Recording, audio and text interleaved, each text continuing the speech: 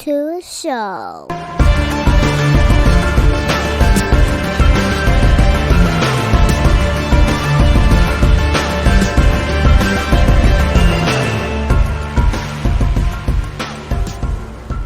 What's up, everybody? Welcome back to, not just welcome back to another episode. Welcome to the 2-year anniversary episode. Been doing this shit for 2 years, son. It's fucking wild. And I've got kind of a tradition, I guess, going for the 1 year, 2 year first episode. Just it's my tradition, I guess. I don't know. It's kind of Mark's tradition too, because he doesn't have a choice. I just call him like, "Hey man, you want to be on the episode? It's our anniversary time." So my guest for this episode 1, I think it was like 67 because my numbers got fucked up. But the 1 year anniversary episode, and now here we are, episode 117, the 2 year anniversary episode. So welcome, Coach Mark again. Hey. What's up, man? How you been? Tired. You've been training like a fucking demon, dude. Like, I try. Actually, I look back and sometimes I don't even think I train enough. I think that's something though for people who work hard though and train hard. Yeah. That's what you think though. It's like, I don't do a lot at all. Like, son, like you train for 5 hours a day. Yeah, but no, that's not a lot. I could do more. So. It's not even just physically training though for you. Yeah, it's off the mat though too. Mm-hmm. Conditioning and everything. Like nutrition, watching videos, just thinking about it. That's super good. Like I'm actually always looking at my books. I always write notes after class. People don't see it, but because I don't like to sweat in my notebook. Right? That's what I don't know how people can write while training. I'm like, oh no. And if you look at my notes, it looks like I'm writing a novel. Everything's so detailed. Mm-hmm. Yeah. So it's like I have the same issue. I like to sweat on the book, and it's like all these like I write small too. Like I like is that like, are you typewriting right now? Like, no, bitch, I'm writing like little print. So I get you. It's really annoying because I try to make my notes super specific, but I look at someone else's notes and be like, oh, take back, omoplata, something, rear naked choke, and I'm like. In my notes, I always write what limbs I'm trying to control. I get you. When you write your notes, because I know when I write my notes, I write them as if what if somebody finds them. Yeah, that's exactly how I do it. I want them to be able to decipher what's going on. But yeah, like you said, if you're looking at somebody else's notes, it's like you get it because okay, I get it. I train it, so I know, and we're in the same class, so I know what I'm saying. But if someone were to randomly find it, it's like a ancient manuscript, and the ancient style of martial arts, I'm like, oh. But I don't know. What gets me is what if I forget? You know, and I don't think it's gonna happen, but because I do the sport, but. Well, especially when I think with more advanced moves though, because I know for me there are moves that are advanced. I may not normally do them, but I write the notes. Yeah. So, in case all right, now we start doing something else, and now I can connect that to what we're doing now. And you go back and read those notes. Versus rear naked choke, I still write those super detailed, but I'm not gonna forget. But still. Just because what if what if this all falls apart and they find my notebook? They're like, what the fuck is this? And this book says, oh, well, that didn't work. Let's see what didn't work. Oh my God, what are these manuscripts? So when it comes to the inverting stuff, so I've been doing a lot of invert moves like barambolos and just stuff like that. Baby bolos too, and it's just kind of I need to be specific about what my hands are grabbing, what's the basic concept of this, what am I trying to avoid to, so that they don't do stuff that could block me or prevent me from moving over. Yeah, I'm also, when I write my notes, I get weird about it because it's for me. Yeah. And I'm right-handed. So I'll say, okay, with your right hand, grab here. Yeah. Now, while you're using your right hand to do this, you're going to take your left hand to control this. and then you're gonna put your right foot on their left hip, and it's like, then I go back to thinking, it's like, but what if somebody finds this and they're left-handed? So I used to be the same way, and I started replacing a lot of words. So like spider lasso, right? Mm-hmm. I'm gonna say the hand on the spider side is gonna control the sleeve. The hand on the lasso side is also gonna control the sleeve, but or like maybe on the spider side I'm gonna control the collar, or if I'm doing De La Hiva lasso and stuff like that. Fair. So I'm calling it by like the sides of which both guards I'm playing. I like that. I'm gonna have to I'm gonna have to incorporate that into my notes now because I often wonder too for myself. Yeah, yeah. It's like when I'm doing my lasso, I always loop my left leg, Yeah, and it's like, but every so often I will switch the game up, and if I'm looking at my notes, I'm like, what the fuck is going on here? the reason why I got into it because Mendy, who trains at Owing Mills, does his De La Hiva lasso. His lasso is going to be on the right side. He plays his lasso on the right side, and when I look at it, I'm like, that's gross. Who does that? Yeah, but when you think about it, I feel like if somebody played theirs on the right side on me, and he has an upper hand. like my left, I'm all fucked up if you go on that side. Discombobulator. But if you go to my right, it's like, oh, I can get son. Like, you better go back to the drawing board. But you hit my left, I'm like, oh shit, I didn't drill like defending this side. So, all right, he's right. So what caught me was one time when I typically defend like lasso, De La Hiva, right, or the lasso spider. Let's say lasso spider. Yeah. I'm always gonna snatch away my left arm, right? That way that now it becomes a free hand, and I could turn the lasso leg in a bit, and I could walk out towards the lasso side. When he does it, I get so confused. I'm like, which hand do I snap? Because I'm so used to breaking the spider part with my left hand, but now I have to do it with my right, and it feels kind of funny to me. That would fuck me up. Like, just thinking about it's fucking with me. Like, right I had to think about it. I had to be like, which way do I normally go? But that sounds fun though. That's the thing about jiu-jitsu though. It's all just so much fun. Just because we're figuring out new things, people do shit backward. You're like, oh wait, I'm not defended this way, which kind of goes to what Coach says. You learn it, both sides. I don't.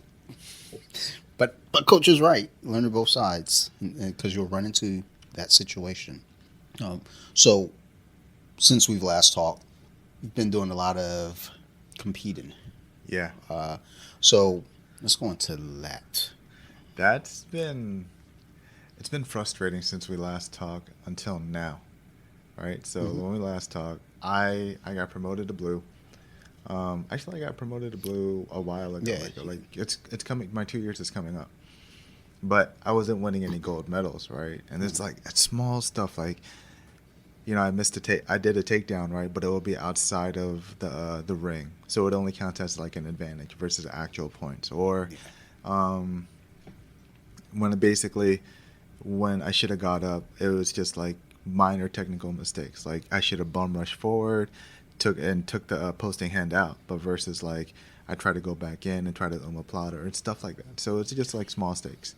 But now I've been winning. I won gold at both Anaga and IBJJF, which is something I'm really happy about because it's saying like, oh, now you're officially like in this as a blue belt.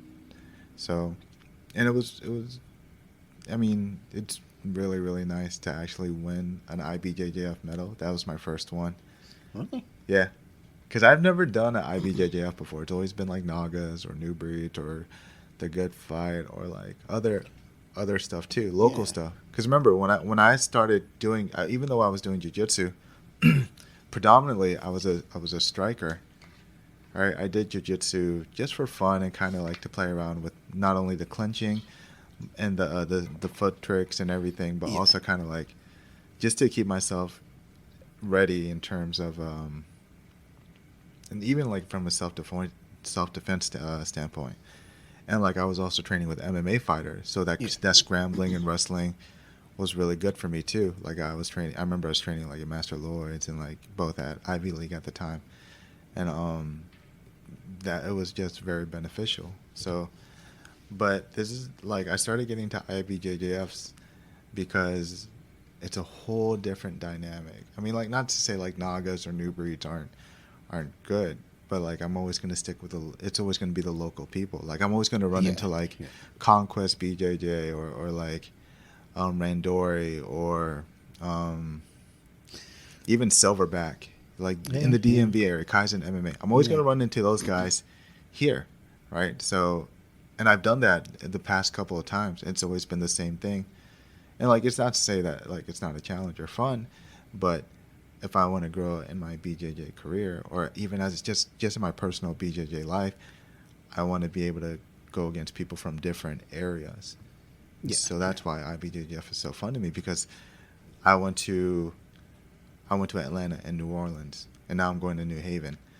But when I went to like New Orleans, I'm getting people from California, Montana, Chicago, like Florida, like all these guys coming around the nation just to come here. And then it's likewise, the same thing with Atlanta. Like I went against, it's funny. I when I did Atlanta though, it was basically a local for them. Yeah. But what was funny about it is I went up against two guys from the same gym. And it wasn't like Autos or something. It was something a little different and very different. But two of their guys came up against me, and I beat both of them. And I mean, I did work. I stuck to my game plan, but it was like, even though it's it's two different guys. It was still kind of the same style from the same gym. So Sure. it didn't really give me a different look. So when you went to Atlanta, so well, which IBJJF did you get gold at? Atlanta. Atlanta, that was one. So I remember I saw the post. I Yeah. reposted it. I saved it because you put up a clip. Yeah. I was like, I'm gonna use that clip for one of my reposts later, but just the fucking queue is just fucking backed up. So I'm like, let me find the right day to throw that out there. I was like, okay, I know you won gold. I couldn't remember if it was there or New Orleans. So I'm like, New Orleans was frustrating because the guy I lost to in my division had the same exact guard as I did, and it was like. And then I talked to Julius after. He was like, "All right, so if he does that, you got to do something different. You got to pressure pass differently." And we went over some stuff to like break the grips and everything. So it was like cool, and that's been helping me ever since. And then in New Orleans, I did really, really well in the open division. I had about 4 fights, and I lost in the finals because I'm not used to fighting guys who are like 6'6" and 300 pounds. oh yeah, That dude was really big, and he didn't even beat me by much. Actually, I did good job retaining guard and stuff like that. The only problem was I wasn't quick enough to take him down, which almost happened, but the timer ran out. And I also did, again, some wrong techniques. But again, I wasn't sad. I was just like back to the drawing board and see what I need to fix. And yeah. Well, I think that's the thing too with where you're at now in the game yeah, versus where you were. Like you went out there, you saw the mistakes, yeah, go fix them. Versus, before, and I don't even know, like before, like you do like a new breed or a Naga or something, yeah, and you come back and you're like, I don't care, like whatever. Like this isn't my game. Yeah. Like I'm I'm a Muay Thai fighter. I'm looking to move to MMA. yeah, I'm just doing jiu-jitsu to kind of complement the rest of my game. So, seeing that transformation, because even when we talk in Messenger, it's like, it's just there's this like feel when we're talking. It's like when you're like you start like throwing out terms. I'm like, dude, like hey, like regular words here. Like I love jiu-jitsu too, and I know some of the terms, but you just use a fucking word I didn't know. So like, why are you like typing them like fucking going to Google? Fuck is that?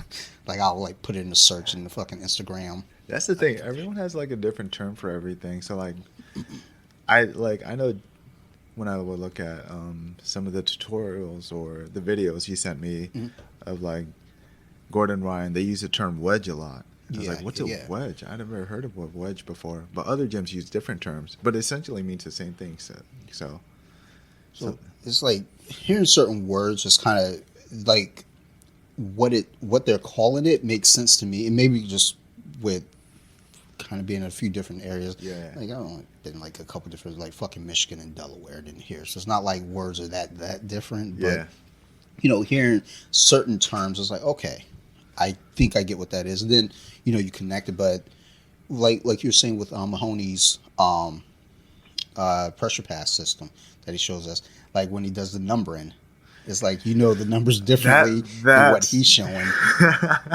And it's like, oh shit. Because that's when we were training together, you're like, look, I'm just gonna call the move what it is because I know the numbers differently. that was really annoying for me because when Mahoney does it, he's literally like all over the place with it, and then he adds his own little Mahoney spaz to it, which I'm cool with. But when I learned it, it was like number one was a different thing. So like number one for Mahoney is like stacking. No, cutting knee The cutting knee cut. to the left side. But my number one is stacking the person on the right I side. thought the long step was number one. See, exactly. And now we get so confused. Oh, It might be. I thought the knee cut was number two. Long step number one. I Knee think. cut number two. I think he does knee cut number one, and then long step is number two. Okay. I mean, the fact is we know what they are. Yeah, exactly. So that's why he brings up a good point. Like if they're gonna go if you're gonna go in a tournament, everyone's numbering system is different. Like I learned mine from Keith. Even Ronnie and Epps has a different one when they teach, and Mahoney is like I think I drilled it with Ronnie one day after class mm-hmm.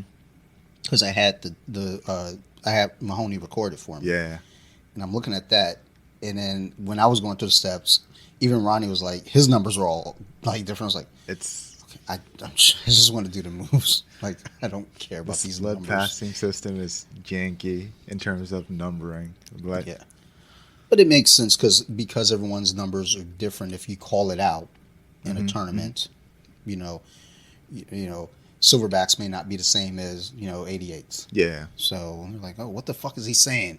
Like, that's a pressure pass of some sort. Like, but what's he doing? So it all makes sense. But I mean, again, like that transformation for you from before to now, even when we're conversing about it, you're throwing out just combinations in just how you're typing and Yeah. explaining stuff. And I'm like, okay. Even when we drew that EPS and then you wrote the notes out for me, yeah, which I actually still have like the last two I have to go back and still write down. But like all of it, like the way that you wrote it out was like, oh, this is exactly how I would write it out.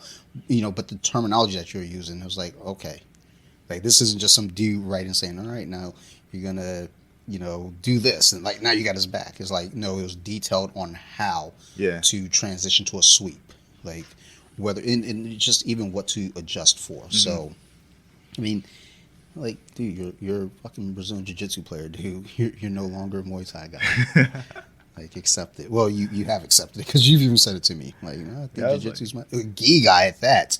That's the crazy part. It's not even no-gi anymore. But I still love no-gi. I've been playing a lot with like K guard, X guard, single leg X, De La Hiva, half guard. I love playing that stuff now because I can see why people love to play it. Because the most common thing you see at a lower belt level is like people love to stack and pressure pass and everything. Yeah.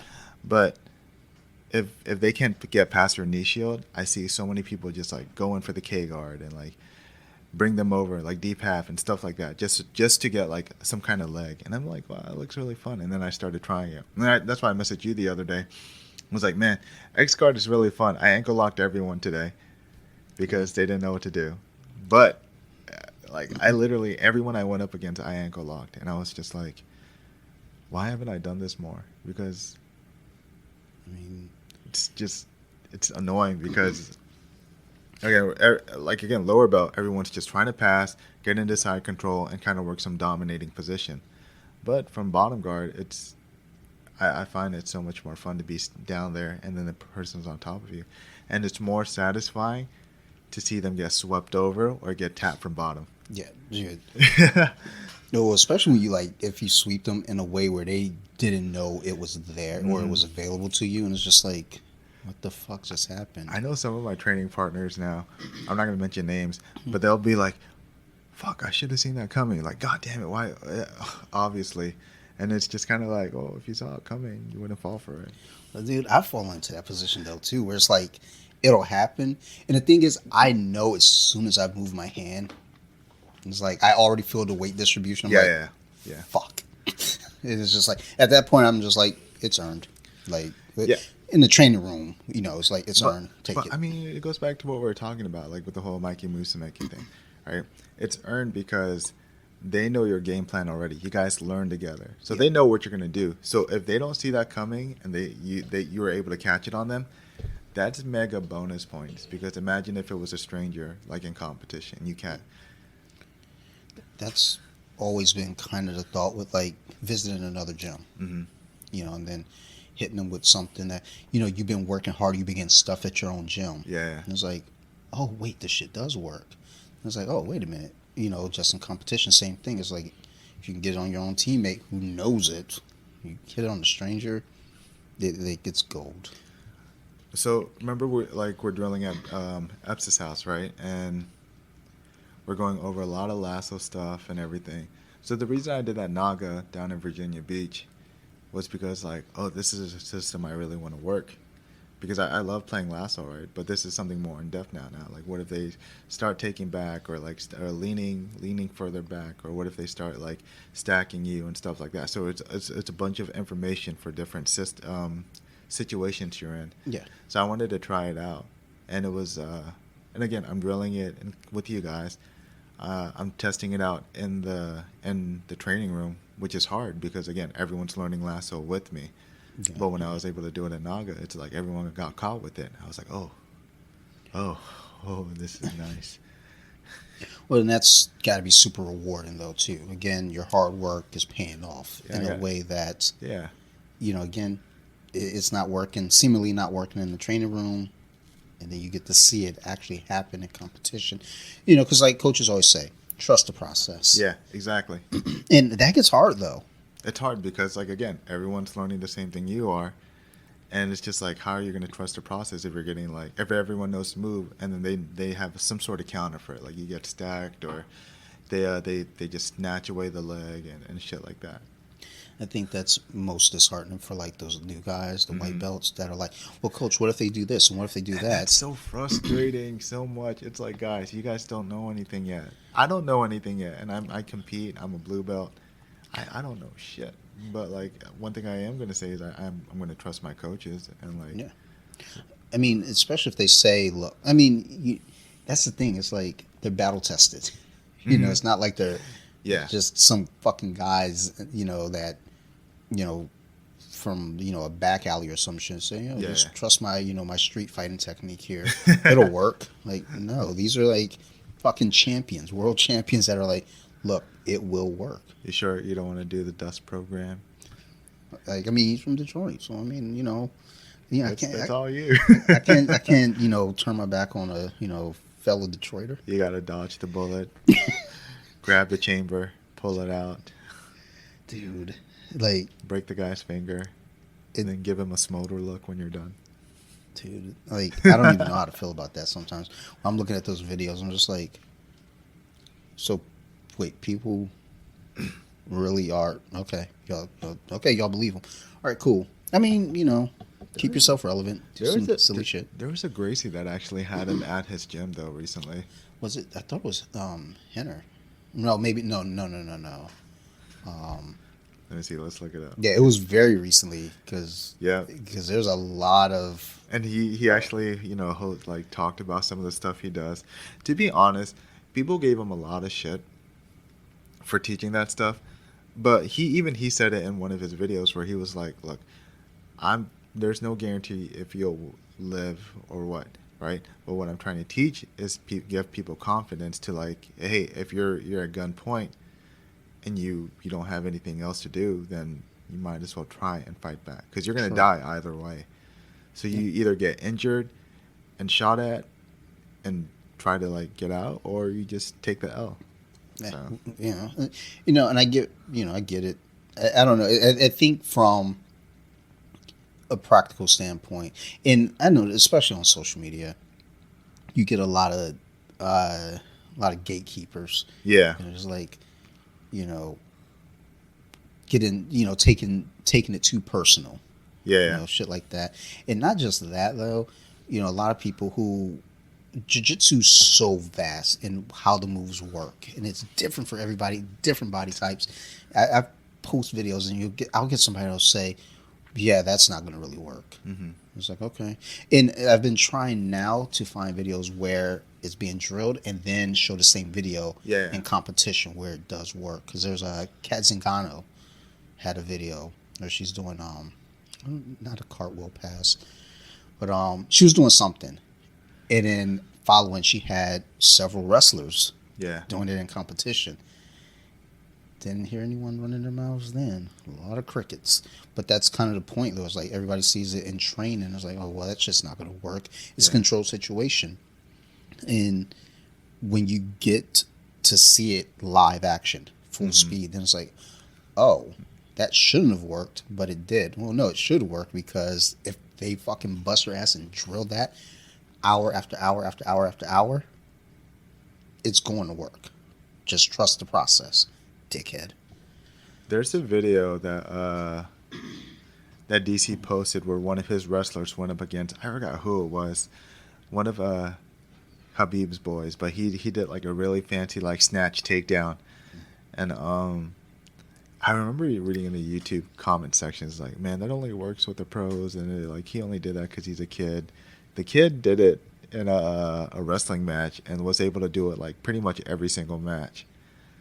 Like some were successful and some were just like, oh, if he didn't like get it, he at least got into like a really good position. And it's like, yo, you can't shoot the move until you try it, and you can't compare. Like a keyboard warrior can't compare their situation to like someone who actually fucking trains, and that's really irritating. Yep. Well, I think that's another thing too that's interesting, because you said, somebody was saying that only works, at the pro level. It's like, well, I mean, because again, they're pros, they've been training. I mean, it can work at your level too if you train. So they make it look easy. You don't, because you don't train as much as they do, or if you do, then you haven't really played with it yet. Or actually, people who probably do train a lot wouldn't comment on it. They know that shit's real. Well, like ankle picks, dude. I love ankle picks. So I'm bad at ankle picks. I'm so bad at them. But That's I did hit one recently. Hey. I'm not gonna say on who, but I was shocked that I got it, and I was like, "Holy shit, it worked!" And I was excited, so excited that I didn't fucking follow up. I was just too in shock that I got the ankle pick, and I just stood there like a doofus. And I was like, "Oh shit!" And then like they recovered. I was like, "Fuck!" And I know I'm not gonna get it again, because now they know it's coming.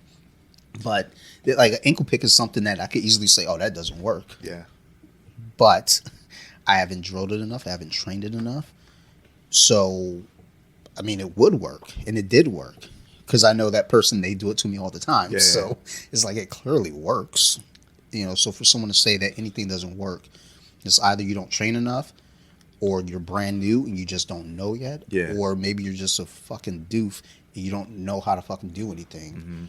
I've had higher belts come at me on Instagram about shit that I've posted, the things that were being done by other black belts, and it's like, okay, like I don't know what else to give you.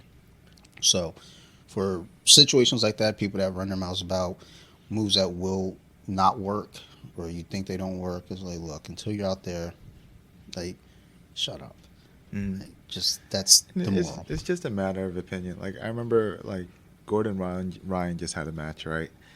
And I forgot which black belt, but he posted a video where he was talking about like, oh, Gordon Ryan should have did this and Gordon Ryan should have done that.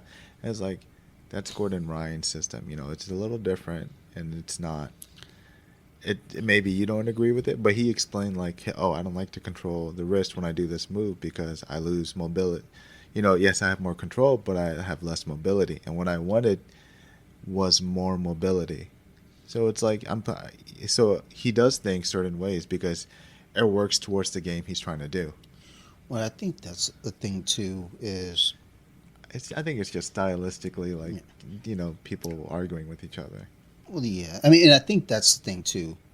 It's all in how you say it, because you can have a conversation about different Mm-hmm. opinions, Mm-hmm. and it's a conversation that's calm, versus someone saying it and it sounds like they're trying to tell you what you Yeah. like. Well, Gordon Rice should have done this. Well, I mean, he won, so Yeah. it doesn't matter because it worked for him. And again, like you said, he had a different preference to what he's doing because limitations here or there. So I mean, it's like I think about that when I train. It's like well, you and I talk about it. It's like I'm stuck in my old original training where I'm very brutish. It's like I'm not trying to finesse nothing. I'm trying to run through you, Yeah. and it works against other brutes. Yeah. I may not be the biggest brute, but if we're gonna brute together, I'm gonna win. But as soon as you start putting some real technique in there, and that's not to say what I've known before isn't real technique, but Yeah. if you start finessing that shit and breaking down those little details, it's like That's when it gets really tough. Cause like real, the way I see it, real jujitsu now is like, and I hate to put it like this, but it's just from my standpoint, and people can beg to argue. But from a local level, right? A lot of schools like to brute and hustle around, yeah, right? yeah, The point from what I see in the jiu-jitsu is to control an area and either have them go crazy till they tire themselves out, control a limb so you could get more control points where they can't really move and you subdue them, or just really control them to the point where you're in a better position. And it makes they're using their momentum to put you in a better spot for some sort of attack. Do you think a lot of that? Well, I mean, it's changing now, but do you think a lot of that came from a lot of watching of MMA? I think so, and I think it's just an athletic culture too, right? Yeah, sure. Like let's look at we look at like football, right? Mm-hmm. There are strategies. It's basically throwing a ball and chess put together, right? There's positions. There people have certain moves, and they move a certain way to essentially get a goal, right? There's a goal in mind, and but when you see them training, right, the way media portrays it, it's like you gotta fucking go, you gotta like bum rush through them, you gotta like when they do their drills, all you see is like the training, but you don't ever see the thought process that goes behind it. Yeah. Same thing with like even boxing, right? Another competitive like combative sport, right? You see the training, like everyone's looking at Mike Tyson, like, oh, he's still fucking like awesome. He's still like ducking down and throwing those big ass bomb shots, and it's like true. I mean, Pacquiao did the same, but Mayweather out finessed him, right? And that's tough for me to say because I'm Filipino, but it's true. Like, Trust me, I had a tough time watching that fight too. I had a bunch of Filipino friends. I'm like, oh man, I'm with y'all. it's funny because I got a lot of shit for it because I'm actually a Mayweather fan more than Pacquiao, which is crazy. But I love the way I'm a huge. If you're a counter puncher, I'm already like I'm all about it. Right, I love counter punching, and Pacquiao, his style is like, it's perfect for him, but it's not made for me. For me, it's similar to Mayweather. I like to, even in Muay Thai, right? If you throw something at me, I like to parry, I like to duck out of it or something, and I like to counter right away with some sort of combo, right? Pacquiao is like bum rushing, like just always straight through. And for me, stylistically, even though he's I guess what you would call a fellow Filipino, I'm not. That's not stylistically. I don't like watching that. Like I like to see what Mayweather does. I like to see Canelo's head movement, like moving back and forth. But that I think also comes from being a combat athlete though, and looking for Yeah. the science of the beauty of it versus your regular casuals. Just like with MMA, it's like you'll see a fight. Two fighters up against the cage, and you'll just hear the crowd booing, and it's like, and there are times where that may be warranted, but there are times where they're working. You see hand fighting, You see like positioning. You see them trying to dig for underhooks. You got Yeah. people booing. It's like, no, they're working, dude. Like y'all just don't see what's going on here. What gets weird to me is like for all the people that bitch about certain elements of MMA, such as cage, fighting up against the cage or even on the ground. Yeah. None of these motherfuckers are watching Muay Thai. None of them are watching kickboxing. Very few of them are watching boxing. But you just put them in an MMA, event watching. It's like, oh, stand them up, stand them up. Like, So you reminded me of New Orleans a bit because we were watching. I forgot who we were watching. It might have been a semis fight, or we were watching a UFC event. It might have been his last fight. And we're all in the lobby. We're all chilling. We just had, we fought, everyone fought that day. Everyone did a pretty good job.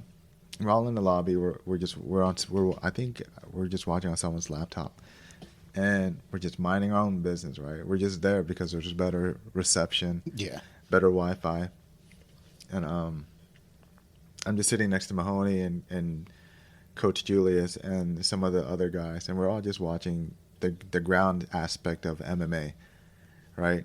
And some guy walks right behind us, like easily 300 pounds, has not ever trained, and probably just my favorite. yeah. So we're sitting there and we're kind of just watching, and he goes, "Oh, hey, that's that cage fight and stuff." And I'm like, "Yeah, it's pretty fun. We have a teammate fighting on this." He's like, "Back in my day, I did a little bit of boxing." I was like, "Oh, really? That's cool. That's cool." And then he, whatever, speaker shit. I don't care, right? And he goes, "But I don't understand that ground stuff. It looks stupid to me. Like, why are they just hugging on the ground?" I remember Mahoney got so peeved. He was looking at the he was looking at the guy. I stared at him too. I pretty much everyone kind of stared at him or bit their tongue. But Mahoney was like, "Yeah, it looks dumb as shit, huh?" And like the guy, I think felt the atmosphere change. Like his stomach dropped a bit because he looked at. I think he saw my eyes. He saw Mahoney's eyes. Oscar was there, and Oscar definitely wasn't. I love Oscar, but he's a hothead. and he just saw all of our glares, like just looking at him, and he was just like, "Well, y'all have a good night." He just dead because. Like, I can see I'm about to get killed. Oh, and here's the best part. He asked us why we were there, and obviously, we're not the right group to say that to. So, that becomes more and more apparent when we see MMA becoming what it is. Yeah. You'll get people now that they still have this ignorant statement towards grappling. Yeah. And I don't know, like at my job we have landscapers. I remember this was a few years back. Yeah. I want to say we're in 22, so probably 2017. Mm-hmm. The owner of the landscaping company comes in, and I had my jump bag and everything. I'm gonna go to class that night, and he sees my bag. He's like, "Oh, you do that MMA stuff?" I was like, "I mean, I do jiu-jitsu." I used to do MMA, And, he kind of had like a look to him. I was like, I could see that. I could see this guy maybe train. And it's like he said he had a couple fights. Yeah. I don't know. I don't know. I can't say if he did or didn't. I would say no, but what do I know? Especially at that time. Yeah. So, every time he would come into the office, then turn in his invoices, we talk a little bit. The more and more, it was like almost kind of like he would say things like he's kind of poking, like he's trying to rattle the cage. And it's like, first off, I'm at work. Number one. Number two, I'm not. I don't know what you know, so I'm not gonna just fucking fight you. I don't have a reason to fuck with you. Shit like that. But as time has gone on, now you start kind of running into more and more of those guys. It was like, oh, I used to train, or I took a couple classes, or even better, I was at the Ravens game back in January where I got COVID probably. Yeah. I just had to get. There's no like Phil was here and Phil texted me, was like, "Dude, I got COVID. You might want to get yourself tested." It was like, so I blame it on Phil, but I probably got it at the Ravens game. I'm certain I got it there. But I had on my Ivy League jacket, Yeah. and the guy, we're standing in line, go to the bathroom. The guy stands behind me. He goes, "Oh, you do that MMA stuff?" I was like, "Oh," like I didn't realize what I was. I was like, "Oh no, yeah, I do jiu-jitsu." He was like, I used to do that MMA shit." As soon as I hear anyone say shit, that MMA shit, it's like, When he says MMA stuff, that's already it's like, you haven't done it. it's like, no, you didn't. Like, oh, okay, buddy, you didn't though. He was like polite-ish, Yeah. but it was just like when he said that MMA shit, and I was like, "Oh, cool. Oh, hey, so the urinal opened up, or the porta potty's open. I gotta go. Thanks." Like, fucking weirdo. But we see more and more of that these days. I think It's just the ego thing. I think Yeah. it's just like, oh, you think you're tough? I'm tough too. It's like, yeah, but I am actually tough. and you don't have to prove it. Yeah, but and there's no reason to prove it. Like, why do you have to say like, oh yeah, I used to do that MMA stuff, or I used to do that boxing stuff? Like, I had a person to me who was like, oh yeah, I used to be a big time boxer and everything. I was like, okay, cool. I used to do like, this is what got me. He was like, yeah, I used to train like twice a week and stuff like that. I'm like, no boxer trains twice a week. I mean, like I think about it as like, let's say in 6 years, let's say something goofy happens. Yeah. I don't train for the next 6 years. Yeah. I don't see that happening, but let's just say something weird happens. At no point can I see myself being out somewhere, seeing someone with a sweatshirt that says Naga or New Breed or Good Fight, Yeah. IBJJF, anything. At no point do I think I would ever say to him, "Oh, I used to do that shit," or "I used to do that." I feel like, if anything, I might get excited. Like, "Oh, dude, you train?" Mhm. Like, where at? That happened to me before. Like at Renaissance Festival, I had a Naga shirt, right? And I was just walking around minding my own business. He's like, "Oh, dude, you train?" And it was like the most ecstatic Yeah. way to come across. He was just like, "Oh, wait, what gym do you go to?" I was like, "Oh, I train at Ivy League, and then I cross train at like other places like Master Team Loiter and stuff like that." He's like, "Oh, cool. I train at I think this guy was from Randori, but he was like, I know, he was like, I know like Timmy Spriggs, and not actually know him, but he's like, he's done a seminar, he's trained with us, and I was like, cool. Like, I just had an encounter with someone recently, like a pleasant one. Yeah. Where was I, though? That's the thing, dude. Whenever someone actually trains, it's always a pleasant encounter. It's not like, oh yeah, I used to do this and that, and I'm like, okay, cool, suck a dick. I was trying to think. It was like, I know I was at the bar. I was at the bar somewhere. Yeah. That's the worst place. No. So no, it was a good. This was a pleasant one. It was a good exchange. I hadn't seen my friend Winter in years, so I was so fucking happy to go out and just have brunch with her. AKA day drinking. That's what it really boiled down to. Like, we're gonna go get brunch. Yeah, let's get some tacos. Got some tacos, and just like, now let's actually just drink. Get some mimosas and Coronas. Yeah, we're getting trashed. But we're grown ups now, so we didn't get like too trash. Yeah. Like, we just got trash enough where we knew we probably should stop drinking at this point. But we sit down, and what did I have on? I had on my BJJ Wiki, the Pornhub logo. And the guy looks and he goes, the bartender, he goes, I actually didn't realize I had the shirt on. I had it on by design. That was the intent. Yeah. It was like, wear your product out. But I forgot. And he goes, "Oh, you train?" I was like, "Huh?" That's the line right there. Yeah. That's the actual line. You train? What school do you go to? Right?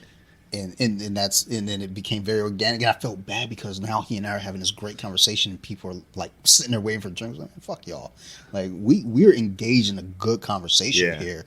It was like he hadn't trained in years. Like just college and everything, and school was just bogging him down. So he stopped. He moved away. Now he's back home. It was like, and also where he was training, it was out in the city. It was just like the commute for him. Just getting there. I was like, I hear you. Yeah. I was trying to get him. I was like, well, I mean, look, where are you? I mean, we got a location in Owens Mills. I mean, it's not too bad for you. There's lots of locations. You get back into this. Yeah. He sounded like he was, not opposed to it, but then people just started piling up needing drinks, And then by the time he came back to me, I was fucking blitzkrieged. I didn't care about talking about jiu-jitsu at that point. I was just trying not to piss myself. I was like, okay. And I looked at one. I was like, let's close out. I got to walk around. I got to walk this alcohol off. But that encounter, when you hear somebody say, you train, like my doctor, my old doctor, like I picked that doctor. Well, number one, okay. So I picked female doctors because at some point they're going to put a finger in my butt and they got small hands. Not because I want a female to put a finger in my butt, but I want the female with small hands. My hands are ugly now. My hands are real bad. The pinkies, these things are. I got a broken finger. I'm still training, Yeah. but like my joints are all swollen up and Yep. they look like basically anal beads. Mine have gone down really because like before COVID, my shits were all busted. Like they've gotten better, but these pinkies are. Look at this. This middle finger is actually slanted. I had to like break it or I pop it back into place. But no, that wasn't a middle finger towards you, by the way. I love you. But I was just saying, like, it's actually. Ugh. It was like I picked my doctor because she was a sports medicine doctor. No one's sucking my fingers. Sheesh. Somebody tries to suck my fingers. Like, what are you doing? I don't know where that hand has been. I just got back from class. I haven't even washed my hands yet. Like, I put some sanitizer on it, and you might be okay. Maybe you might get staph. I don't know. Like, go see a doctor.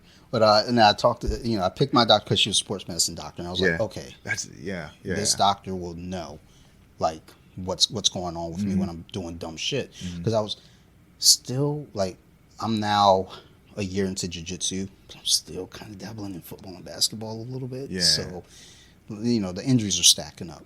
But I can't remember. I think I went in, my hip was hurting or something. And I got to talking about jiu-jitsu. I mentioned her at jiu-jitsu. And then my doctor goes, oh, where do you train? And I was like, oh, well. That's the line. Where do you train? And then it turns out she actually, her kids trained at 88 years ago. Oh, wow. She stitched up Danny Ives. Wow. And I was like, oh, shit, So I felt even more confident now in my doctor because it's like, okay, so now you have an understanding of the shit that I might come to you with. I need to go to that doctor then. And she had little hands, so I knew what time it was. And it was like, all right, just you see the latex gloves going. It's like, hold on. You ever breathe and then let one out while your was there? Deeper. Well, sorry. I had the emergency exit there. I need more doctors like that. I saw a doctor and they were just one of my. I actually switched, and they were like, "Oh yeah, maybe you should stop training." I was like, "Okay, maybe you should go fuck yourself." Yeah, fuck all that. Like, I need to switch my doctor now because I asked for this female doctor and I got this dude with these fucking catcher mitt hands. I was like, it's all about the hands. Huh? Yeah, like my doctor has to have little hands, dude, and it's mainly because again. The finger will go on my butt at some point. When do you start getting your prostate check? So I heard it was 40, but it hasn't happened yet for me, and I'm 44. I got some years then. I'm good. So I've been hearing it keeps going later and later. Someone said 45, someone said 50. I don't know. But then my grandma said, you can just ask them not to. You can decline. And I was like, I didn't know that was a choice. Because this entire time I was getting fingered up my butt.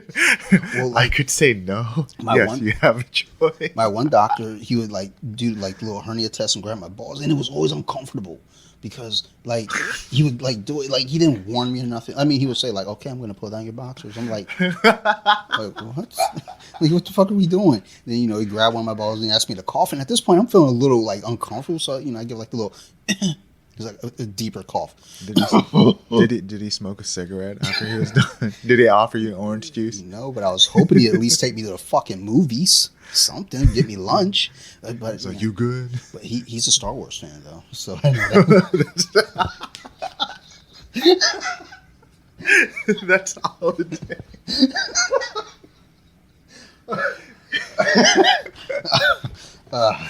I mean, you might invite him to Nerd Rage Radio one day. Like, so Doc, trying to be on the podcast? It's like you trying to get fingered in the butt again? Like we all need exams. But I got out of there before he could put a finger in my butt. He just grabbed my balls. And then the new doctor, I'm not even fucking around with that dude. His hand, like, dude, his hands are massive, and I just don't feel comfortable. I skipped my physical last year because I felt like last year was going to be the year. Yeah, yeah, I was not prepared. yeah. I don't know how I'm feeling about it this year, so I might try to get a new doctor. But I gotta let them know, it's like, look, I'm asking for this doctor specifically. Please honor, like, respect my wishes, please, because you give me another dude with fucking hands the size of the Mutombo's hand, we're not doing this. I will sue. I don't know like under what like reasons, Yeah. but I will be upset. Because man, look, You ever heard of the stories of guys who got their prostate checked and then they came, they had an orgasm? I've heard a couple of those. well, I mean that's like the male G spot in there, which makes me wonder like what's the doctor doing in there? I don't know what they do in there. They just kind of swirl around. Oh, maybe I don't know. that's the move right there. Maybe I don't know. The little Go upstairs. finger Just twister. like before the fights come on, tell y'all like, hey, I'll be back. Sarah. Make sure I ain't got cancer. Swirl around just a little bit. Get it a little deeper. All right, drop that second one now.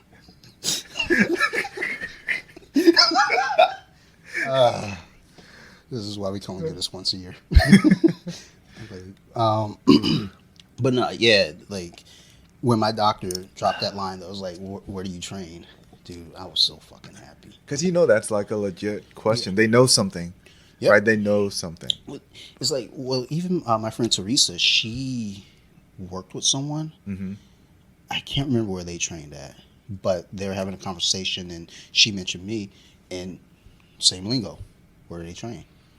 It's like if they say that, That's we're good. We're good. that's 100 right there. So, Not the back in my day. yeah. So as you're competing now more frequently and prepping for New Haven and then Masters Worlds, like how are you feeling? As it's getting closer for you. It's it's weird because I'm enjoying myself training, and really it's all about the journey, right? And I'm starting to see that now. Before I was like obsessed with like, oh, I gotta win everything. I gotta win. It's like, no, I kind of like seeing my improvement. I like seeing where I'm going. Yes, I'd like to win, but mentally it's kind of like, yo, why am I even competing? Oh, to get better at jiu-jitsu, right? I'm not like Oscar or Karina or like Jamil. I'm not like professionals like them, or. So, And it's kind of like this is just really honestly an expensive hobby, but I love it. Like I really enjoy learning. I enjoy trying new things. I enjoy competing against other people now, because it's like, all right, what are you gonna do? What am I gonna do to counter this? Because again, in the gym, it's all about like, oh, I know what you're gonna do now. It's like, yes, you know my game, I know your game. So sometimes it's not even fun anymore because I know what's going to happen. The chess aspect of jiu-jitsu is out the window sometimes when I roll with certain people. And even when I roll with our other gyms, right? Maybe like the Elk Ridge location, or it's fun, but in a sense it's kind of like I still know what you're going to do, because stylistically we all learn the same thing. yeah. So competing for me isn't too much about winning anymore. Again, I'd love to, but I just like to play the chess game because it's mentally stimulating for me, and I like to be mentally stimulated where I'm the active one. Like I'm really good at chess, for example, right? But it's boring. I'm sitting there, my body's just like, oh, what, you're just gonna sit here and move one finger piece to another. But like in jiu-jitsu, even in striking, Yeah. it's like, oh, he just threw a jab. He threw a double jab. All right, so which way do I need to duck? What's his counter to when I duck? But jiu-jitsu, it's more active, right? When you do striking, you're given a certain amount of types of punches, right? Especially boxing. Boxing is super limited because you're only allowed to punch the top part, right? But then again, it's up to like your feints, and it's up to like how you want to fake. What are you posting? What are you tapping? Where are your power shots? Stuff like that. But with jiu-jitsu, it's like I have so many limbs to attack. I have so many areas to go attack. I have so many ways to go under, over, turn around. How do I basically reverse this whole thing without not just only hustling for it, but also being technically savvy to the point where I can have a rest period and continue to be pressuring and stuff like that. Yeah, with boxing, I always, for a while at least, like early on getting into jiu-jitsu, well not early on, but like after a couple years, I had kind of a limited shitty ideal or attitude towards boxing. Yeah, And, friends that said, oh, I box. I was like, okay, well, if you can't stop me from taking you down, you don't box no more. that's a. Uh, Have you ever seen that meme online where it's like a boxer and a grappler bump against each other and they both go, "Oh my bad," right? And then it shows the both of them walking away, like it's a split oh, screen, yeah. and then they go like, "I'm gonna kick his ass" or something like that. And then I love reading the comments section because it's like, who's gonna say what? And for me personally, I've done both. Right, currently I did Muay Thai, did kickboxing, I did regular boxing. I love martial arts in general. Yeah.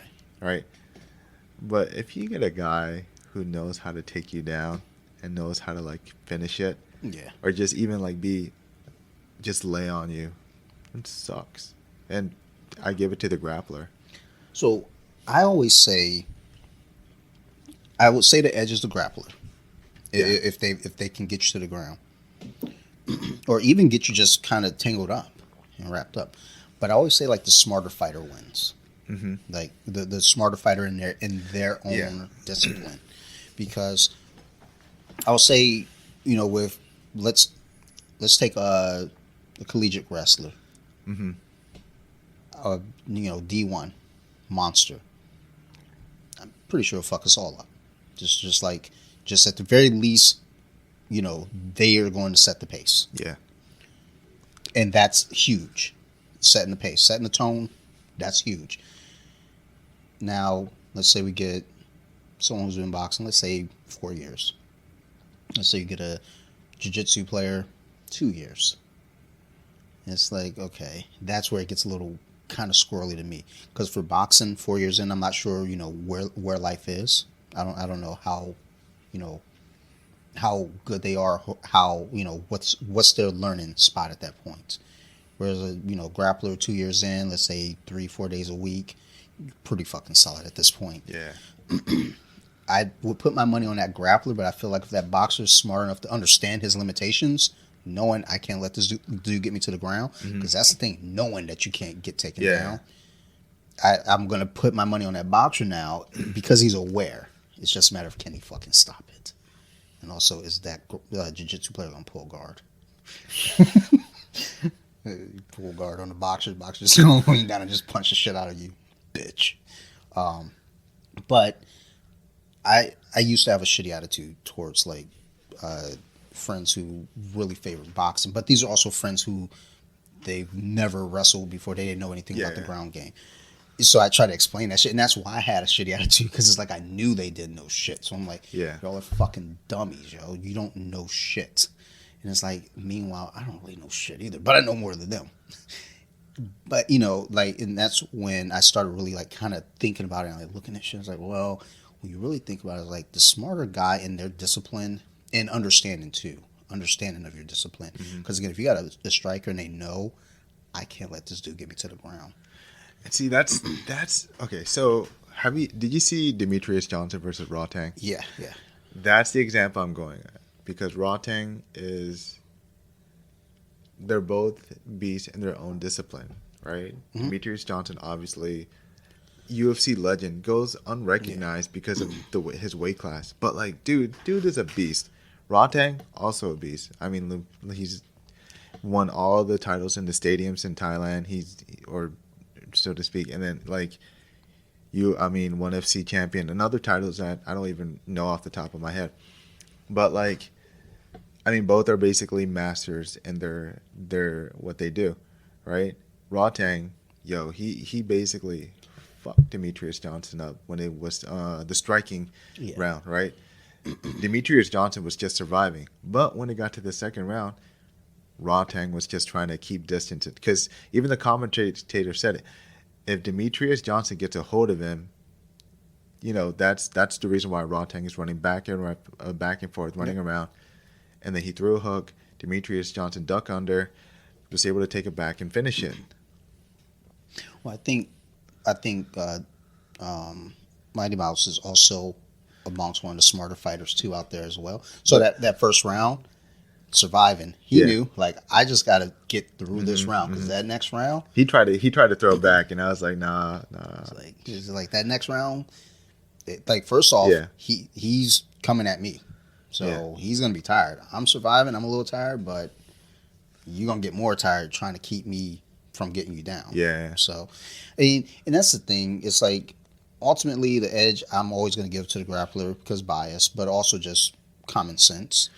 I mean, he like tested the game. Like he knew he was going to throw a hook right after his kick, right? And it's a very Hmm. common combo because if you throw a rear roundhouse kick, momentum should physically say, "Hey, I'm going to bring that hook around because that your lead hook around because that's how the momentum works. If you're going to throw like a hook on the same side, you have to stop and you have to like focus on pivoting, right? So if you're going to throw a roundhouse kick, momentum requires you to throw. The momentum will allow you to throw that hook back, right? So he knew Yeah, that that combo was coming. He was reading it, and then he was like, "Nope, I'm going to duck under, and I'm going to actually just take your back." And everything that happened. Like Rontan got rear naked choke. like I really like one. One Like, FC is really really like well, they got that deal with Amazon now hmm too, so they're I'm making big excited. moves, I'm and like excited. their rules are like where true martial artists should be, Hmm. right? It's not just there's no limitations to like what can be done what, right? If you're gonna fight, there are rules where like you can even knee your opponent on the ground, even if they're on their you can knee them in the Yeah, face. You can knee. It's like this is like true. it's a fight. Yeah, it's true. It's like the closest thing to it, right? Yeah, Like UFC, there's ways you could post to avoid getting kneed to the head or like stuff like that. yeah, and people take advantage of that as Hmm well. I mean, I know they've changed it up in some commissions, but it's still, Yeah, yeah, yeah, like I think it used to be if any, 3 points of contact. Now I think like if you're on your feet but a hand is down, you can be kneed now. In some commissions, I don't think all of them. Like I so, don't think Jersey and New York allows it, but and I've seen it once or twice in the OC yeah, yeah, since they've changed that. This was a few years back, but most people still commonly know the rule. Just don't do it because you got to be aware of where you are yeah. because I mean we saw Aljamain become champion. hmm That shit still blows my mind. It's like that dude just straight. It's almost like it's like the rules and he just threw in the anyways. Like I feel like, dude, do you just hate this dude? You just like fuck that belt and just need him in the face, or like was he? Because I think he But was saying his corner was telling him to throw the knee. that's what I heard. His corner said, and I think they couldn't see the point of contact, and Mm, that's what it was. They said, "Throw the knee, throw the knee." It's like, "Are you sure?" And it's like, "Yeah," but they're probably looking at the point of contact, and that's where it gets really iffy. I remember one time I was cornering a fight for Spartica. It was I think Huggins' like second fight in Spartica, mm, and I went there to originally corner him along with Sebastian and Ives. But then there's this independent who came by who actually used to train at Master Lloyd's, but doesn't train there anymore. His name is Spidey, and he was like, "Oh, thank you for cornering me, sir." Because I was a third coach technically. You don't really need that many people at a yeah, corner. It's like two or three, and he already had like Ives and Sebastian. But I said, I'd like to try this because I like cornering. I like training people. Actually, I'm yeah. very passionate about training people. Well, So I still call you Coach Mark. I address a you as lot, Coach Mark to a, everyone. a lot of people do actually. So I appreciate that. Actually, a lot of people do. But this kid Spidey came up to me and was like, "Oh, you're gonna be my corner." I was like, "Yeah, let's work on some stuff. What do you like to do? What do you like to work?" He's like, "Well, I'm predominantly a grappler. I'm a blue belt in jiu-jitsu." And I said, "Okay, so let's how you're striking." So I held the pads for him. We went over some stuff, some combos. Kid honestly did a great job listening.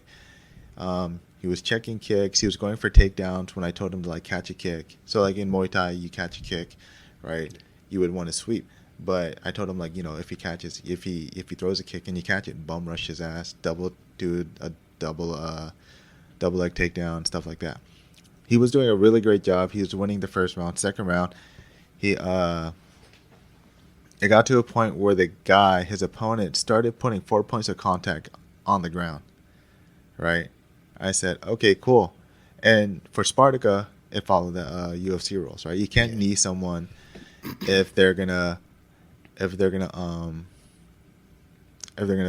do all that shit, right? Yeah.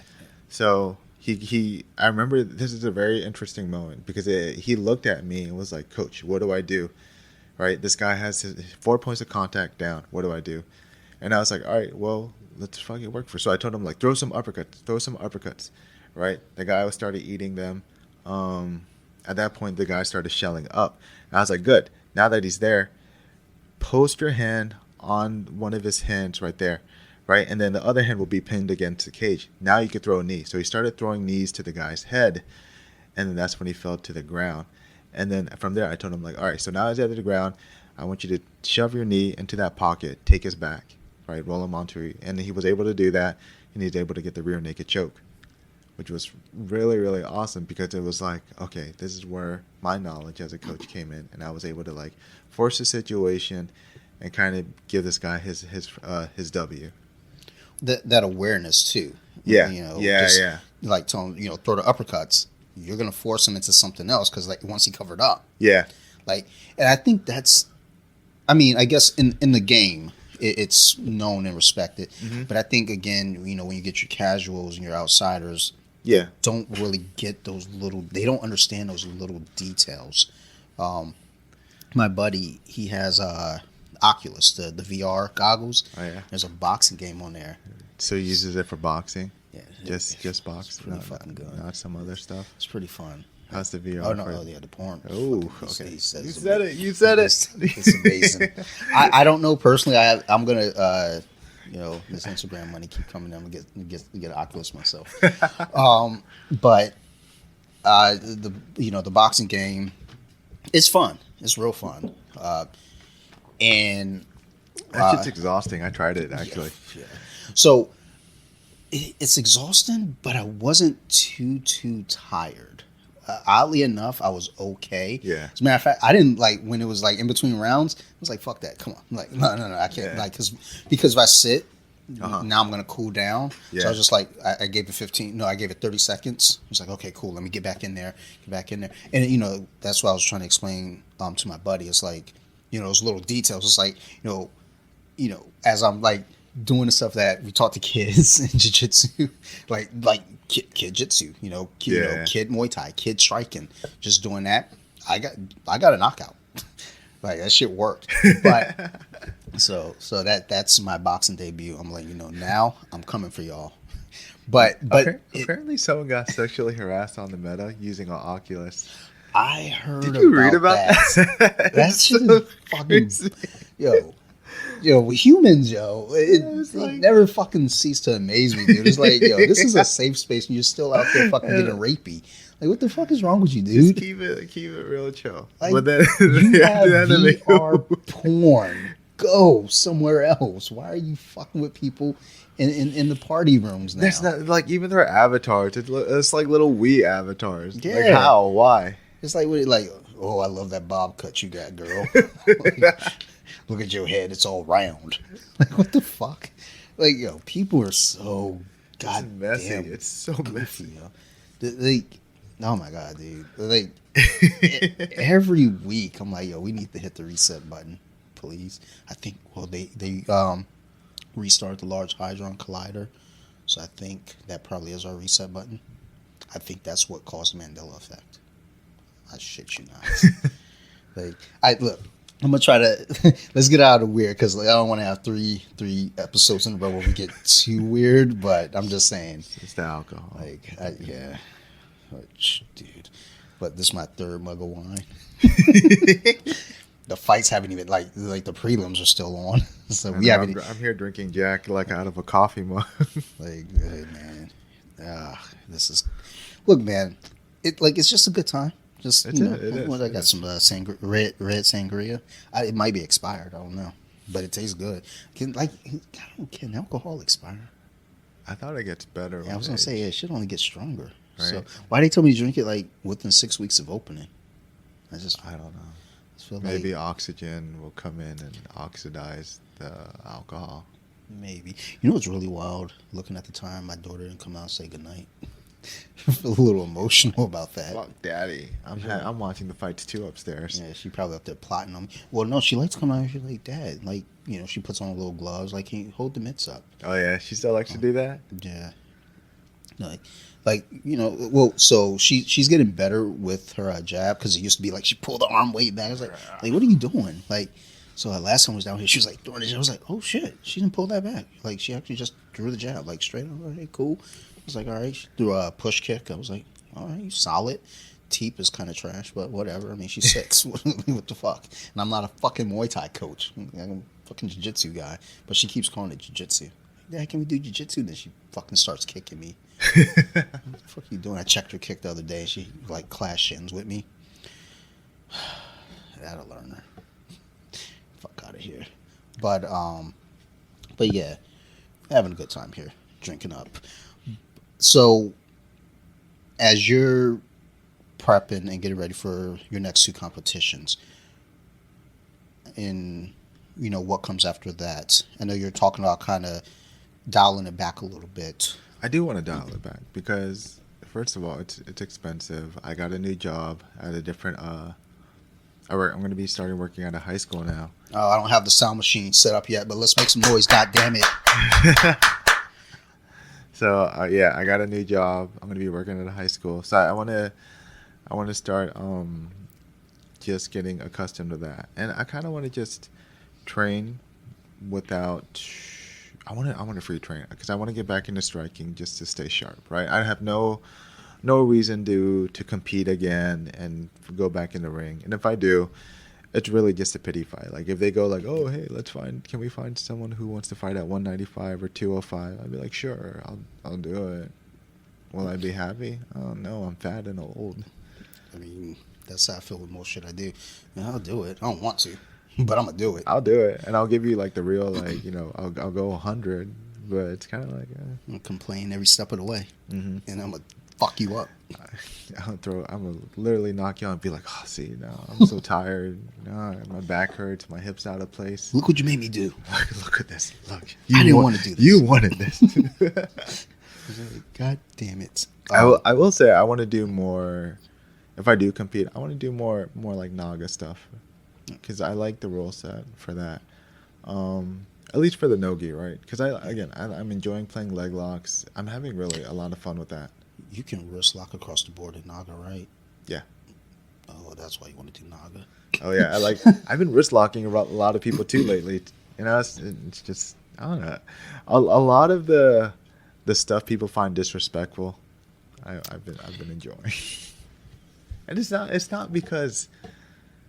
It's not because I want to disrespect them. It's because we were so limited back then from doing these certain moves. Like back at our old gym, we weren't really allowed to ankle lock. We weren't allowed to heel hook. We weren't allowed to wrist lock a lot.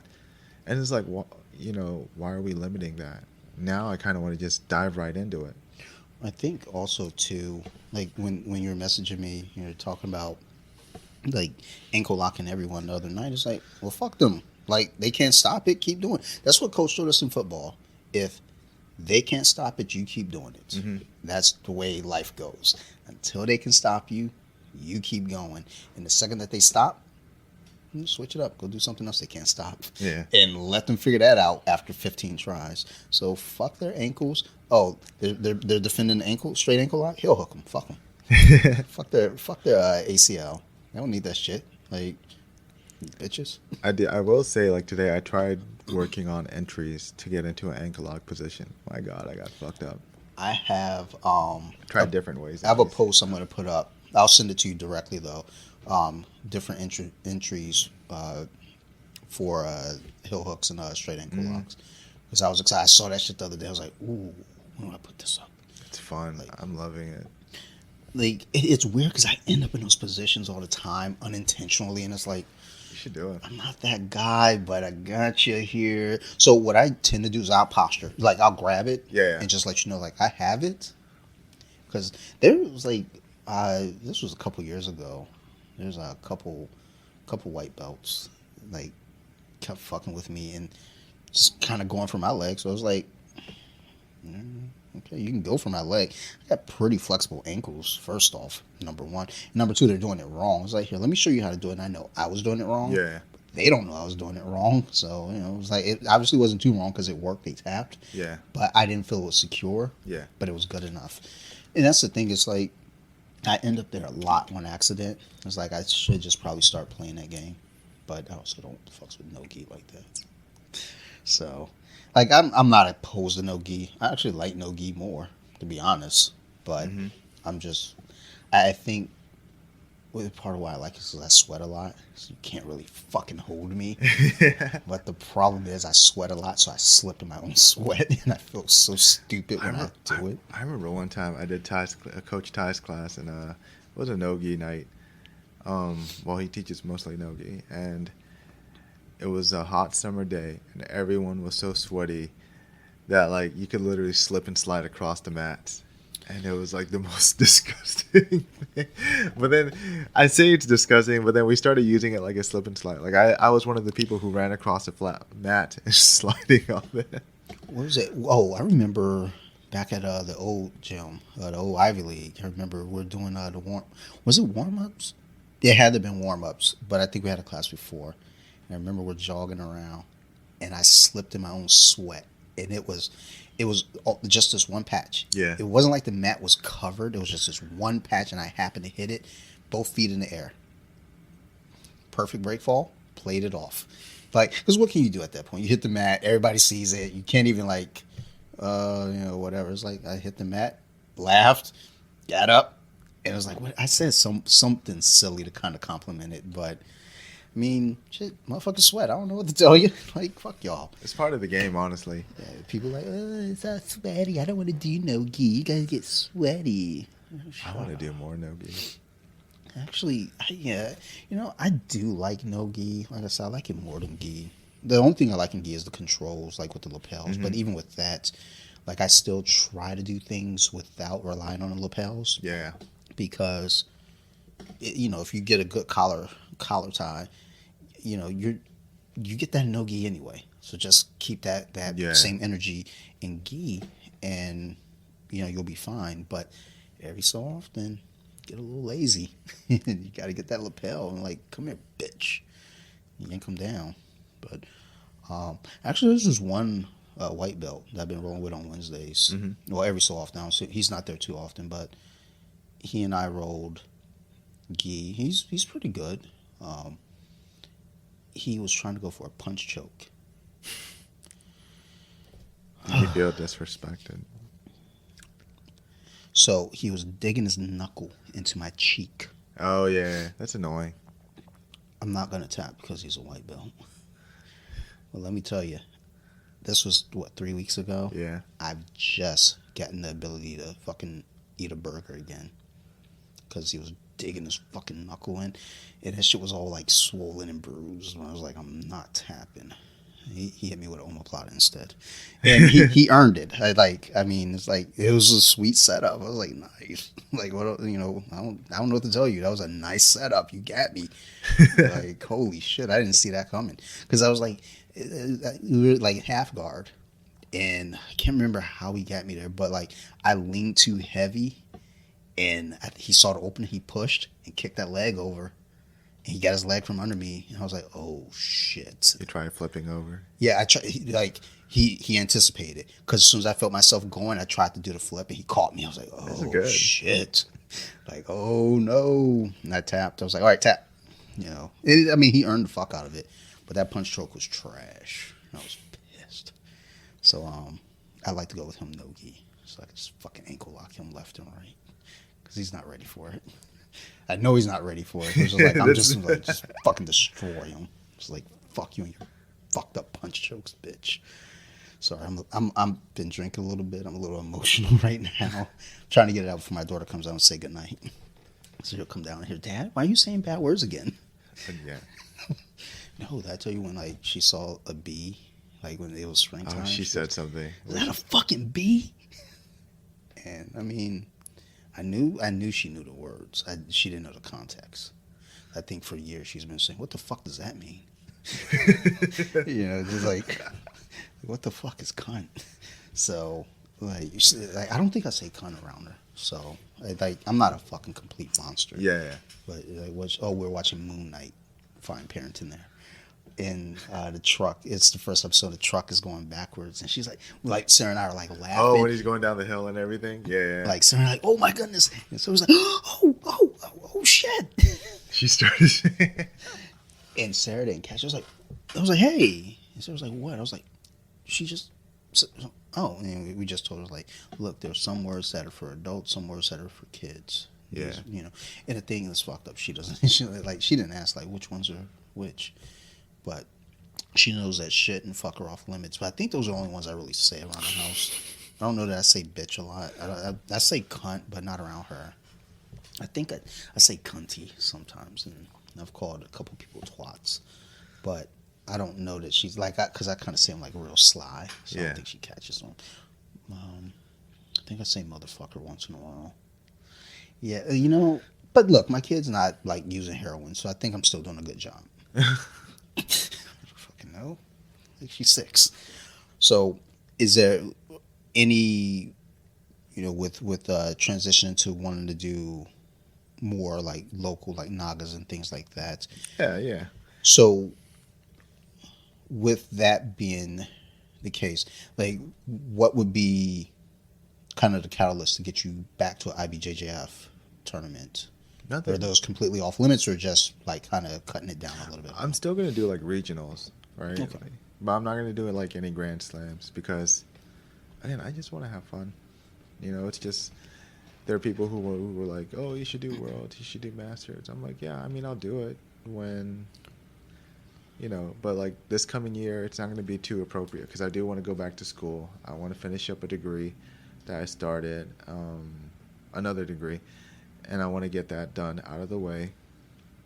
I want to situate myself at my new school, and it's really just so crazy because like I listened to Alex's when you interviewed her, and like I follow her and Faye on Instagram, and I talk to them sometimes about like what are you guys doing, like how's your trip and stuff like that, just nice cordial stuff. But then it brings me back to when Alex was like, this is just a BJJ life, and I love it. And I was like, shit, I love that too. I wish I could do that. And I was talking to Joe recently, Joe Huggins, and I was like, man, imagine we were doing all of that 10 years ago, right? Because Joe Mahoney and I would literally still be doing all of that, right? We'd probably be like doing all these IBJJFs and everything all over the place, and taking it that far, honestly. Well, I think that's the thing too. Is like when we look at the tournaments and just all that goes into it, the prep, the cost, getting there, yeah, and everything. But then also our age. Yeah, and that's the biggest issue. Like Alex and Faye are younger than me, right? And then this is actually their career, right? For me, it's not my career. My career is like working in the school systems and stuff like that. So that's why I say like it's a really expensive hobby, right? But it's I'm so passionate about it. Like if there was an opportunity knocking on the door, say like, hey, we'll pay you like like $50K a year to train jiu-jitsu and do this and that, I'd be like, shit, I'll do that shit till I'm 60. I'll do that shit till I'm like 70. Right? Dude, it's if like I would have won the Mega Millions, I would have had you, son. Like fucking 700 plus million. Like it's an embarrassment of riches. I was just like, who trying to be a martial artist? I got you. Sorry. Sugar daddy mode over here. But that's the thing. I would do that, and if I was younger, like, because the only reason why it was difficult for me then versus now is just mostly because, I was working 2 jobs. I was working as a construction worker. I was also working as an after school teacher and shit. Like some people know this already, but like I even worked as a stripper to like make rent and stuff like that too on the side. And I enjoyed it. It was fun time, but like now it's like, I got a girl, I got a house, I have a dog and stuff like that, and like I have responsibilities, and obligations towards all those things.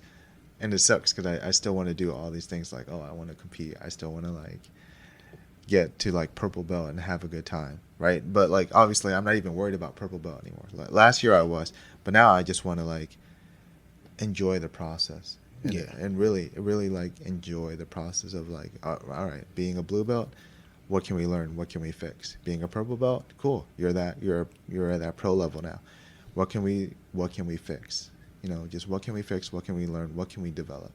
All right. So as a blue belt and competing now and pushing, and I know you say like you're not really gunning for the purple belt, it'll come when it comes. Mm-hmm. But I still say competing, you know, you're getting closer and closer. For you at blue belt, what do you consider like the top of the mountain for you, like blue belt success? Like, or all that needs to be accomplished for you, I guess. Or maybe not even needs, but like you want to accomplish at blue. There's a lot of different ways to go about it, right? So like winning like a nice major or grand slam, right? So one of my goals is actually doing like IBJJF North American Masters. Right? I talked to the guys about this. I think it's going to be it's a fun way to test there's my skill out. That's outside of like regular IBJJF. BJJ Pro is another one I want to try. Right, Masters World is obviously the top thing. Sure. But it's hard. Like my last division, I had like fucking like 60 people, and I went positive on my record, and I didn't do bad at all. But it's just like that's how my mindset was. Now it's like, why am I doing BJJ? And it is a sport for me, right? It is a sport. Brazilian Jiu-Jitsu is a sport for me that I want to get better at. But for the top of the blue belt, it's honestly just competing, seeing my own improvements now. Okay. Right? It's not just these tournaments that I want to try and do, these tournaments I want to try to work on. It's actually like I want to see what my variety, right? So the concept we have is like at blue belt, you got to be good at one thing, right? So I know at blue belt right now, a lot of people at the gym at SP, they're like, oh man, Mark's get really good at like ankle locks, playing that bottom guard. I know at OM, if you talk about Mendy, people are like, man, he has a good De La Riva guard, and so on. So people are like at the blue belt level are known for like a lot of things. Then talking to my coaches and some of my other teammates like Epps, Coach Keith, and even like Coach Vanessa and other people, they're like, now you got to be good at everything, right? You gotta have a little knowledge of something, but you also got to know it at its fullest potential, right? So like a purple belt doesn't just know lasso, they also know how to do De La Riva, they know how to do like X guard, and they know how to transition to like other stuff too. And like that's where I want to see myself at, right? Because like my past couple tournaments, I played a lot of lasso. Now I'm starting to play a lot of X guard, and I want to see myself do more of that, right? I want to see myself play different guards. I want to see myself attack different things, and like there is a saying like what are you taking home? Like what is your go-to? And like yeah, I do have a go-tos, but I want to be able to transition from like different guards from different situations to my go-to, and that's really where I want to see myself at as a blue belt. That's when I know I could become a purple belt, is because now it's not just I'm playing lasso, I'm playing closed, and now I'm playing like 5-6 different guards, and I'm able to like transition to like my go-to moves. I think that's an important way to phrase that and kind of look at it too. And maybe that's something that just comes with the maturity of the belt rank. Yeah. Is knowing like, versus somebody saying, well, I think I deserve to be this belt now. It's like, well, have you done it? Like, I hate that. I honestly hate that line. I think that line is full of shit. Like, I haven't heard it a lot lately, but I remember being a white belt and hearing it amongst other white belts, and it's like, I deserve to be a blue belt. It's like, what the fuck did you do? I remember, hearing that, and I'd been there at this point long enough where maybe I could have been saying that, but I wasn't saying it because it's like, look, I'm trusting my coach. If he doesn't think I'm ready, then I'm not ready. But, I heard a couple other cats, saying like they felt like they should be blue belts. And I was like, bitch, like, you can't even do half of what I do. and I'm not a blue belt. So, Yeah. where do you get your balls? One thing that bugs me is when a white belt says, "Oh yeah, I tapped this blue belt," or I tapped the coach." I'm like, all right, you need to shut the hell up because your coaches, who one is a blue belt, one is a black belt, whatever. They let you get that with so you can work. You didn't legitimately get that. You don't disrespect your coach. Don't disrespect what they did. Because how can someone with like a couple of months, like 6, 7, 8 months of experience of jiu-jitsu, beat a blue belt who just won IBJJF gold and also has competed like for the past, I don't know, maybe 5 years? What gives you why are you going to say that? That's disrespectful to your coach. You can't do that. The guy that I used to work with, he put his son into jiu-jitsu, I think I want to say a year ago now. Uh-huh. And he messaged me, and he, was excited. He was like, "Yeah, finally got my son into jiu-jitsu." And you should have saw him on the first day. He was putting in work on that one of their yellow belts. It's like I didn't have the heart to tell him. I was like, "You're letting your son work. It's his first fucking day. It would be disrespectful of anyone in that school to smash your kid on day one. Mm-hmm. That's a horrible school. They're letting your kid work. I mean, that's called being a good teammate and trying to give you an understanding, give you a good feel. Yeah. And that's the thing with a good coach. I mean, if you feel like it's like, oh, I tapped my coach who's a black belt. It's like, do you think that was legit? Then do you think he's a shit coach? You think he's a shit grappler? You think he shouldn't have a black belt then? Because you tapped him as a white belt after training for only 3 months? Like, you see how slow you're moving? Like, he was letting you work. Do you think you're that good already? Yes. Right? And it's like, get your head out of your ass. Because you're... And the other thing is, like, when this guy said this, he was, he's like maybe like, I don't know, 120, 130, 140 pounds, whatever. The coach he tapped is 210, 220. And it's like, yes, again, in jiu-jitsu, it was invented for the smaller guy to subdue a bigger guy, right? But when you think about it, it's like, again, now there's the experience level. 8, 7 months, whatever. Yeah. Versus someone who's competed nonstop. And it's just, he's a dog. So, well, again, don't say. Yeah. Get your head out of your ass. I think there's a degree to that though too, where it's like, you don't know any better. I think that's where kind of like leave your ego at the door comes into play because, at one point you don't really know that just yet. Yeah. And then once you figure that out, then that kind of talk dies down, I believe, I know even for me coming in, I felt like, I remember there was a blue belt who let me tap him. I didn't feel like he let me tap him at the time. Yeah. I was super excited. I was super proud. But I remember looking back on it like a week later, and I thought about my movements and how clunky they were.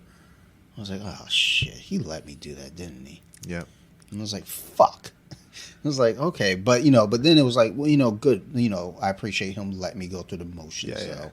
And, I thanked him. I appreciate it. And, I remember the first time I feel like I legitimately got a tap on the blue belt. Again, I'm a brute. So it was definitely some muscling involved. Yeah. But I was like, oh my God. Like, there's no celebration to it. I was like, oh my God, I fucking tapped somebody. Like, this is fucking exciting. Like, what do I do with this? Oh, should I go ask coach for a blue belt now? Like, hey, I tapped this guy. Give me a blue belt. But, there are just those things about it as you move through the sport. You just have an understanding. And like where you're at that understanding where it's like, I mean, you know what you want. You know what you're here for versus, there are a lot of guys that are in the game where, we're grappling. We're at a point now where we're like, what are we doing? Like, well, I got a concussion last week, so I guess that's not what I should be doing, but I'll show up next week. Back to the drawing board. But just always moving forward and having that goal. I think goal, like personal goal, I think is important. So it's fucking awesome, dude. You're goddamn inspiration, Mark. I tell you. You're too sweet. No, like when we chat, things that you say, I do take that back, and and think to myself, it's like, you know what, I should look at it from this angle, that angle. This is important. This is important. I have my notebooks, so I do keep notes of conversations and just training and all that stuff. So I appreciate it. And that's the thing. Like I don't see jiu-jitsu as a competitive sport for me anymore. It is competitive and to a degree, right? But I really love to play chess, mind games, stuff like that. I love to see what I could do with my athletic ability and how I could apply it mentally to something. And this is one of those things, like, people don't know, but I used to play, like, junior pro tennis. I used to play club tennis. And I enjoyed tennis because, one, it was a one-on-one sport, right? And it was a way to use different movements and different rotations on the ball to basically outsmart my opponent. And, like, yes, I mean, there's obviously the athletic and strength aspects to it. But to me, it wasn't about that. In fact, I don't know. It's kind of stupid because I had this huge build. I'm like 200 to 210, and I'm like this big muscular guy. But I try not to use my muscles to that degree because, again, I'm a firm believer with pure good technique, muscle isn't really needed, right? If you know how to use your opponent's momentum against them, if you know how to like off balance them, then you don't really need to use all that muscle. Yeah, I mean, you also end up a lot of time just when you start getting reliant on that muscle. It's like being an athlete, being like a good football player. Yeah. And you can always get away with being good because you're athletic. So you don't, you take plays off, or you don't pay attention to the, you don't watch game film. You just know I'll make it happen. So I used to be that kid. And I was a shitty fucking teammate back then. I was a fucking trash teammate. Because I was like, dude, just get me the ball and I'll get to the end zone. Yeah. And I could. But then once you get to the team game in high school, they're like, yeah, that's not how this works. And I was fucking trash. So they're like, go play defense. And I'm a brute. So I was like, I'm going to fucking go destroy people. And it made sense for a minute. Yeah. I was like, yeah, but you're not following plays, you fucking doof. Like, because I was athletically gifted, so I just felt like your rules don't apply to me. Yeah. So once you start getting into that dependence of strength and athleticism, and they are key factors, but if you start depending on them too much, you don't learn technique. You don't care about technique, and then once you go against somebody just as strong, just as athletic with technique, yeah, you're about to get butt fucked, like my doctors do to me. So I think that's a good note to end on. Fingers in the butt. Mark. Yes. This is fucking great, dude. I love you to death, man. I love you having too. You on the show, man. Big brother over here. I hate that we only do this once a year, but I feel like when we do it once a year, we get the best of it. It's like, this has been building up for a year. Let's let it all out. This is just heart to heart about a sport we both love, and that's all it is. And I think that's the important thing, is like we both genuinely love the sports. Yeah. And we want the sport to be the best that it can be. We're not like, would it be nice to make money off of it? Fucking right, it would. Yes. But is it a requirement? No. So, like, this was great. Like I said, I learned from you. I take notes. Yeah, man. This Likewise. episode, same thing. I got to play it back and edit some shit out anyway. So I'll be taking my notes. You got any mentions you want to throw out there? Where can we find you social media wise? What's up? Oh man. Oh, this is the part I really suck at. 'Cause I made a social media page and I use it to watch cooking and recipes because I love to cook. It's like, it's my coping mechanism. I love cooking. Right? See, dude, our paths are the same. I used to fucking play tennis, but I was a brute. Like, I wasn't playing tennis like in a finesse way. I was trying to fucking kill people with the ball. Right? It was like, oh my God, this guy sucks. Like, fuck you, I scored. I love to cook. That's my happy place. Cooking is such a nice thing. Like bacon. If I'm having a rough day, I just bake fucking pastries. I bake fucking apple crisp, peach cobblers from scratch. Just cut the fucking peaches up. Like, I haven't gone peach picking in a while, but fucking cut those bitches up. Fucking make the syrup with the fucking sugar. Dude, God. That might. Oh, I'm off next week for Sarah's birthday. Nice. Actually, I'm sorry. I'm off this week for Sarah's birthday. This comes out next week. But no, I hear you. Well, I'll link your social media in the notes. But otherwise, thank you for doing this, dude. I fucking appreciate the hell out of you, man. Everyone else who's listening, as always, thank you. It's fucking 2 years, man. This is crazy. And guess what? Haven't missed an episode yet. How many of y'all can say that? Probably like 1 or 2 people. And thank you for that if you've been riding with me for 2 years. I went back and saw some Instagram like stories, and all the people that supported me in the beginning that was shouting me out and promoted the podcast 2 years ago.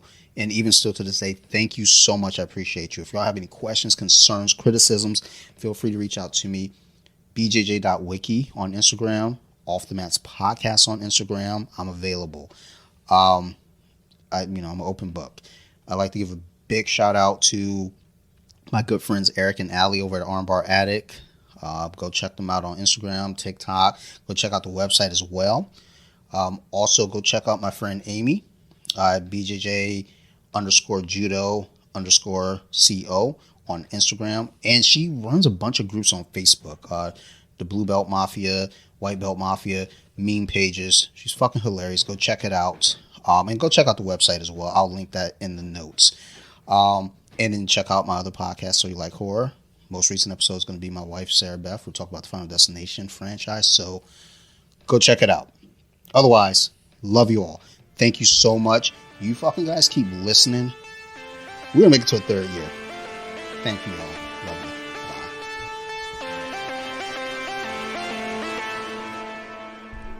Deep with it. Now let me sing a song.